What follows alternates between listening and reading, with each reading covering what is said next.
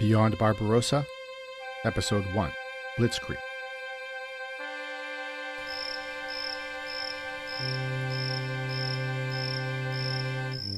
Evening, 22nd June, 1941.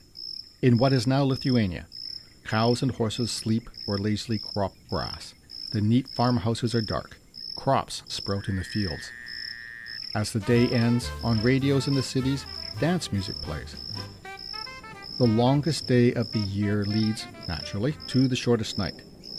At just past 3 a.m., the first glimmers of light appear on the eastern horizon, tinting faint orange and yellow. Far overhead, the drone of airplanes, bombers, pass toward the east. At precisely 3:05 a.m., the loudest thunder ever heard bursts the bucolic dawn. Dawn becomes bright as midday for an instant before it is swallowed by black smoke. In the words of one who was there, it is as if the jaws of hell have opened. The peaceful fields are torn apart by exploding bombs and shells. Airplanes scream lower to drop thousands of fragmentation bombs on the unprepared defenders. This is the opening of Operation Barbarossa, the greatest land invasion in the history of humanity. Along a 2,000-kilometer front from the Baltic to the Black Sea, nearly 4 million men in tanks, planes, and armored cars, and millions on foot assaulted the largest nation in the world without warning. It was the invasion of Nazi-controlled Germany, led by Adolf Hitler, on the Union of Soviet Socialist Republics under Joseph Stalin. A clash of two brutal, murderous autocrats, but also of two hostile ideologies. A clash that would result in over 20 million deaths, several times that in other casualties, and the redefinition of the world order. A world order that persists to this day more than 80 years later.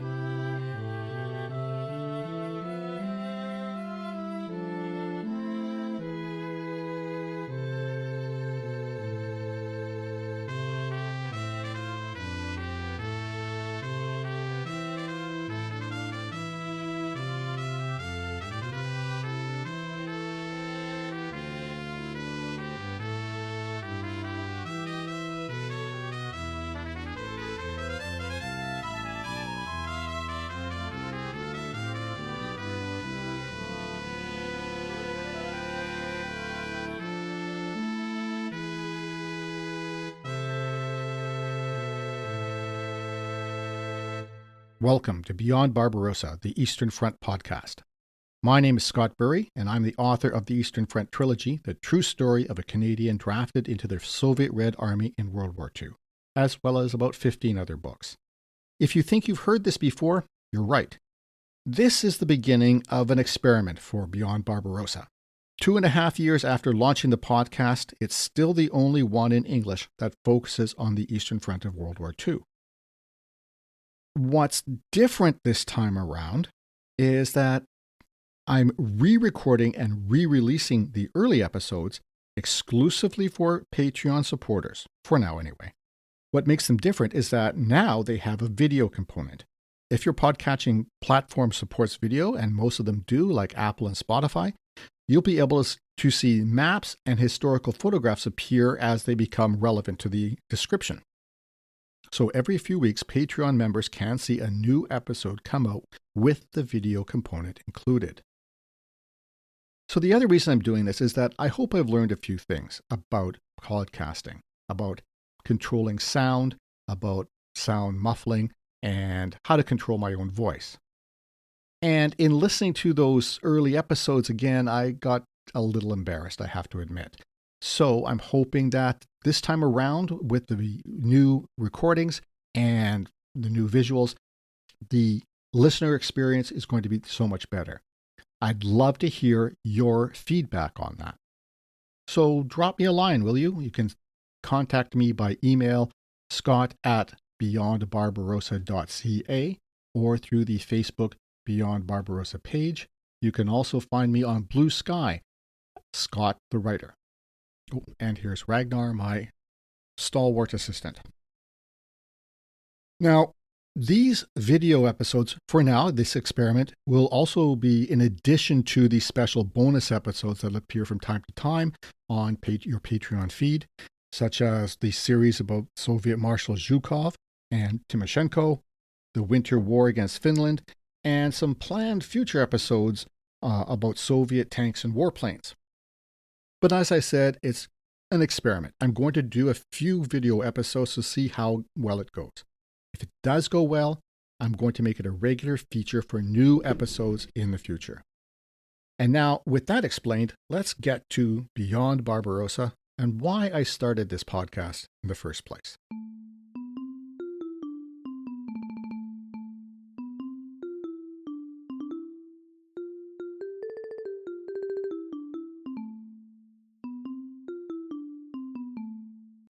As I explained once before, I'm a journalist and author. Through my life, I've learned a lot about the history of the Second World War. Through my research in writing the Eastern Front trilogy, I learned a lot about the history of the Second World War, and in particular, the Eastern Front. A lot of things that were new to me. There must be thousands of books, films, articles, and yes, podcasts about the Second World War. Its result, and it's understandable, the results of that war reshaped the world after 1945. And to a large extent, that new shape persists to this day. The illegal Russian invasion of Ukraine from 2014 to 2024, continuing now, echoes the outcome of the titanic struggle from 1941 to 1945, which itself was the biggest, most costly, and bloody war in human experience. Even so, most of the material available and read in the West focuses on, of course, the West, the battles fought by the United States, United Kingdom, Canada, France, and the other countries of Western Europe and North America.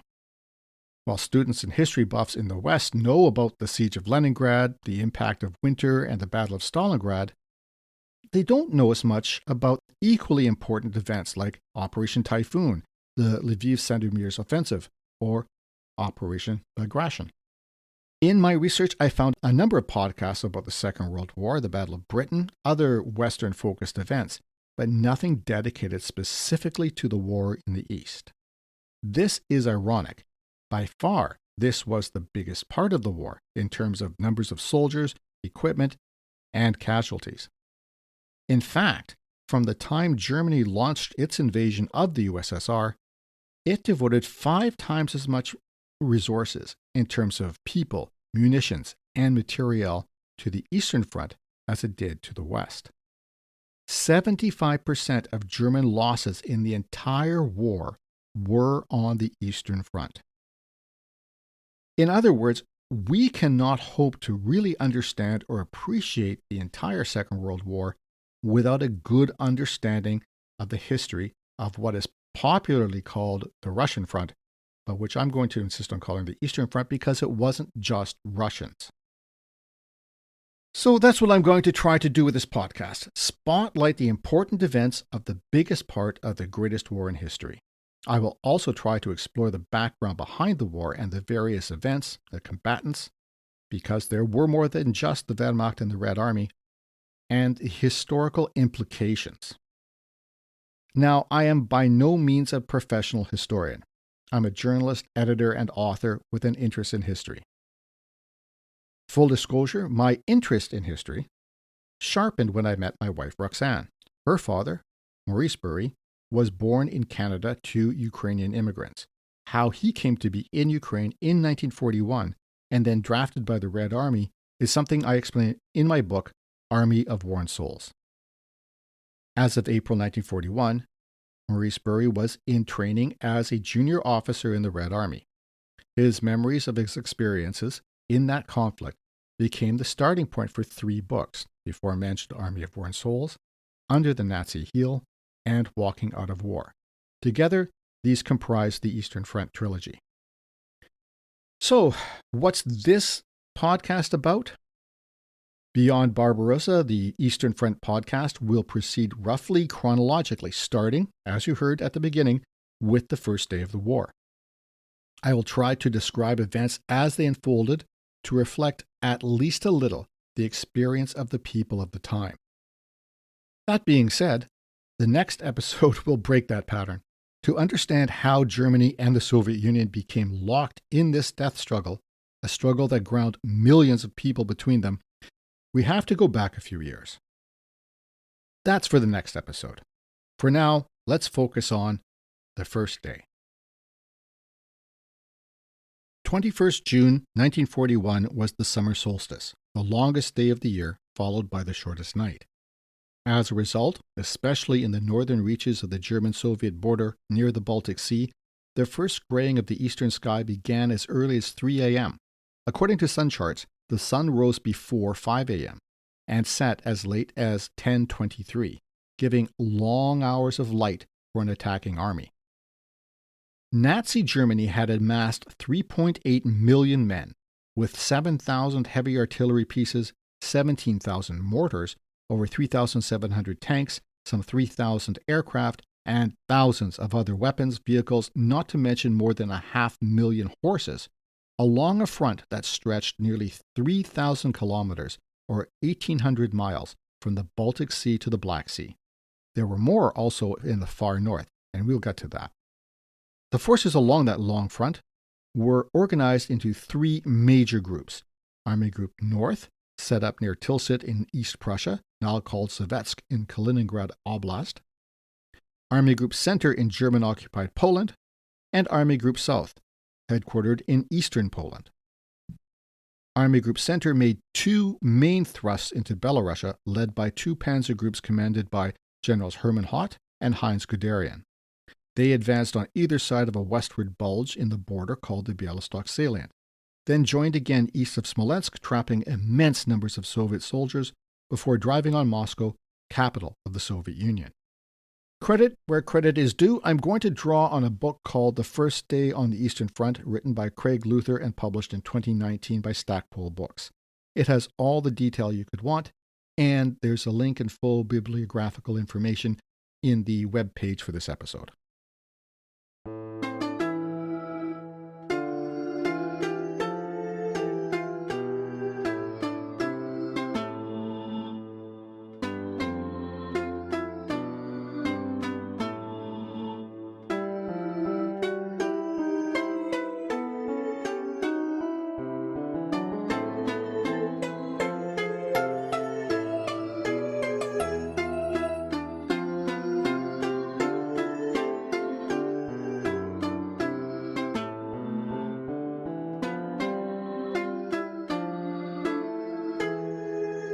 Operation Barbarossa had been meticulously planned.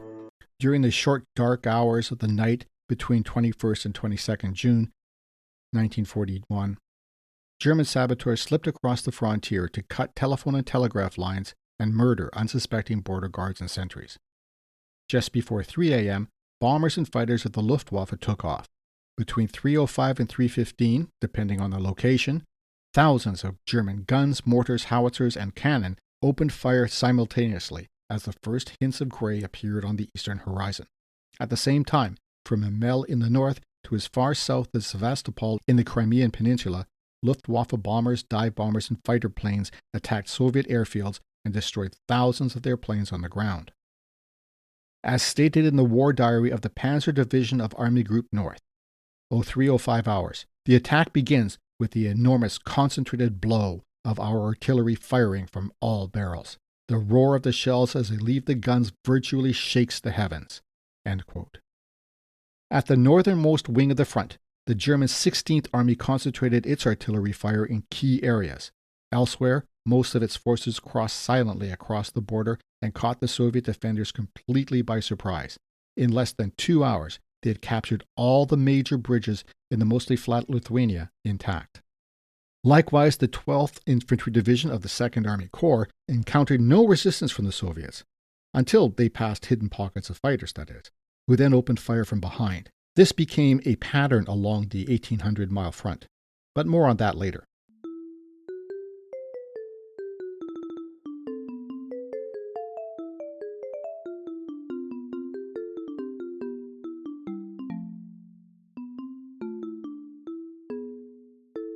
All along the 300-kilometer front of Army Group North, the attackers managed to seize almost every bridge intact. Every division advanced at least 15 to 20 kilometers by the end of the day. Panzer Division 8 made 90 kilometers. Army Group Center's two main thrusts experienced similar, if not quite as spectacular, results. Led by two complete panzer or tank groups, they captured every bridge across the Niemen River, the main border between the German and Soviet occupation zones in the east. General Guderian, called Fast Heinz or Hurrying Heinz, broke with convention by leading with his tanks and motorized forces. And he also captured every bridge across the Bug River. His forces encountered difficult terrain, but still penetrated deep into Soviet territory without encountering significant resistance. Army Group South, by contrast, quickly ran into stiff opposition. It was attacking in territory that is now Ukraine. With the longest front of the three army groups, stretching 1,300 kilometers from the headwaters of the Pripyat River to the mouth of the Danube, its 41 divisions, including 25 infantry, 5 panzer, 3 motorized infantry, and altogether comprising 972,000 men, launched its attack at exactly 03:15, as the sun was just rising further south. From the journal of German soldier Hans Roth of the 299 Infantry Division. All of a sudden, at exactly 03:15 hours, and apparently out of the blue, an opening salvo emerges from the barrels of hundreds of guns of all calibers. It is impossible to comprehend one's world in such an inferno. End quote. However, unlike in the north and center sectors, the invaders of Army Group South encountered early, heavy resistance. From the War Journal of the 17th Army, quote, "But in front of the customs shed, the Russians were already offering stubborn resistance. Lieutenant Elika was killed. He was the division's first fatal casualty, the first of a long list. The men laid him beside the customs shed. The heavy weapons rolled on by him over his bridge. In the south, the Soviet alarm system functioned with surprising speed and precision. Only the most forward pickets were taken by surprise. The 457th Infantry Regiment had to battle all day long with the Soviet NCO training school of Vysokoye, only a mile beyond the river. The 250 NCO cadets resisted stubbornly and skillfully. Not till the afternoon was their resistance broken by artillery fire.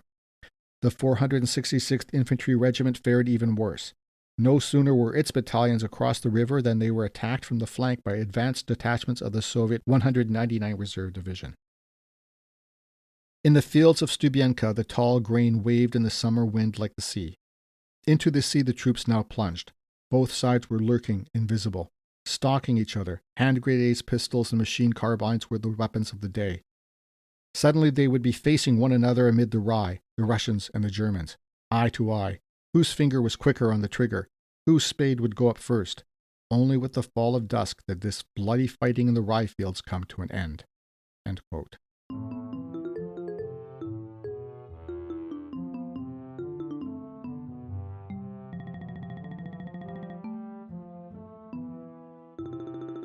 At the village of Olekzhisha in Galicia, the area known in Ukrainian as the historic kingdom of Halachina, the invaders tried a more stealthy approach. German sharpshooters killed Soviet border sentries, individual artillery shells destroyed Soviet watchtowers, and combat engineers blasted through barbed wire to allow infantry to move quickly. Until 0400, they encountered virtually only small arms resistance, until the Soviet artillery responded. As the day wore on all along the front, the resistance got heavier and heavier, and German losses mounted. For example, at around midday, when the 11th Panzer Division crossed the Bug River at Sokal, their advance was held up when they encountered Soviet bunkers. To quote Generalmajor Ludwig Cruel's war diary, "Despite deployment of a battery of 88mm flak guns, the indomitable Russian bunker crews would doggedly continue their resistance and eventually require an infantry Stosstroop to neutralize them." End quote. Northeast of that position, the 57th Infantry Division encountered well-camouflaged bunkers, quote, "of the most modern type." Unable to subdue them after protracted and bitter fighting, the infantry regiments simply bypassed the bunkers and continued to advance, leaving the destruction to follow on assault teams. End quote. That was a risky tactic. As mentioned, the Soviet soldiers had a habit of hiding, for example, under haystacks, letting the enemy pass, and then attacking from their rear. My father-in-law, Maurice Bury, whom I mentioned earlier, told me about a time he used this tactic. He was the commander of a small anti-tank unit, and in August 1941, they took a position behind the Psol River in eastern Ukraine. But the shallow river did not even slow the panzers down. Maurice ordered his men to hunker down in a trench. When the panzers passed, they aimed at the back at the exposed fuel tanks. Their shots destroyed panzers and allowed Maurice and his men to escape with the rest of the survivors of the battalion. Quote, in more than a few cases on 22nd June, Russian soldiers, concealed in farmsteads, wooded areas, or fields of tall grain, let their attackers go by, only to fire on them from behind. They feigned death or surrendered, then tossed hand grenades or shot at their startled adversaries. It was a way of war that General Gotthard Heinrici, commander-in-chief of 43 Army Corps, and many other Germans, labeled insidious. In other instances, captured German soldiers were tortured, killed, and horribly mutilated by enraged Red Army soldiers, while German doctors and their stretcher-bearers soon discovered that their Red Cross armbands or ambulances offered no protection from Russian guns. End quote. Army Group South did not experience the sweeping success of Army Groups North and Center. Where the Germans penetrated as much as 90 kilometers into Lithuania, as I mentioned, in Ukraine they advanced only 10 to 25 kilometers along most of the front.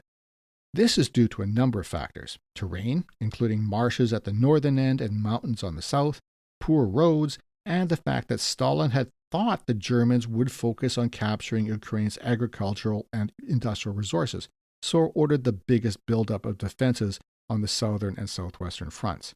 And here I'm hinting at something we're going to delve into in later episodes, just how well the communists had anticipated the attack. But as I said, we'll get to that aspect in a future episode. One other thing to point out before I go on, I said that Army Group Center only penetrated up to 25 kilometers. While that's less than Army Group North made, it's still a long distance in one day for a military invasion across a border. And the death and destruction of that day was incredible by any historical standards, even up to today. On that first day, German forces destroyed more than 700 Soviet aircraft, most of them on the ground. In the first 18 days of the operation, the Germans inflicted at least 747,870 casualties on the Soviet forces. They destroyed more than 10,000 tanks and almost 4,000 aircraft. According to historian David Glantz in Barbarossa, Hitler's Invasion of Russia in 1941, these losses were both unprecedented and astounding. But the losses were far from one-sided. Craig Luther states that in the first 9 days of the war, by the end of June 1941, more than 25,000 Germans were dead, an average of almost 2,800 every day.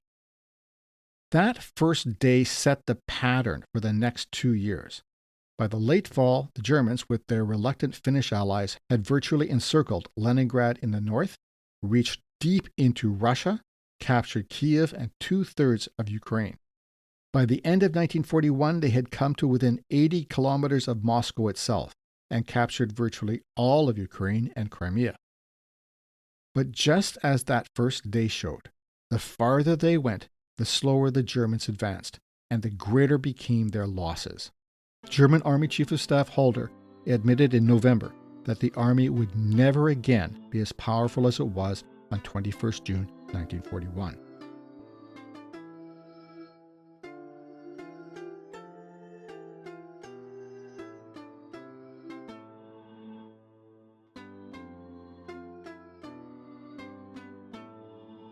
In 1942, Hitler would turn his attention in the east southward, and the Wehrmacht advanced to the Caucasus oil fields and the city of Stalingrad at the bend of the Volga River. In the north and center, they made no further progress. It was the high water mark for Nazi Germany. But that's for later episodes. Next episode, we're going to back up to the 1930s for a look at what brought Germany and Russia to their situation in 1941. It will look at their evolving relationship and the context of the whole war.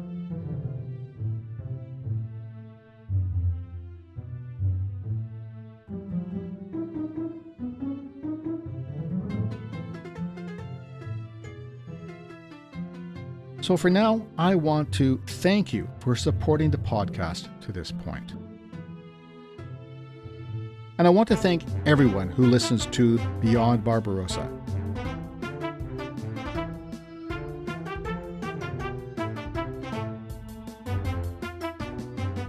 Original music was composed and recorded by Nicholas Burry.